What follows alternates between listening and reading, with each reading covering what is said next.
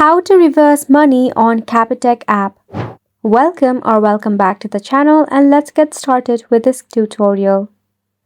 So if you want to reverse your money on Capitec app, you actually have to navigate to your Capitec website.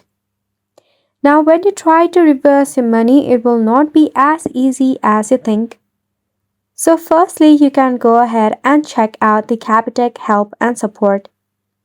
In there, you can search for keywords related to your issue. Or just tap on the menu icon of the website, then head on Contact Us. You will find some of the toll-free number related to your personal banking, business banking, or even WhatsApp number.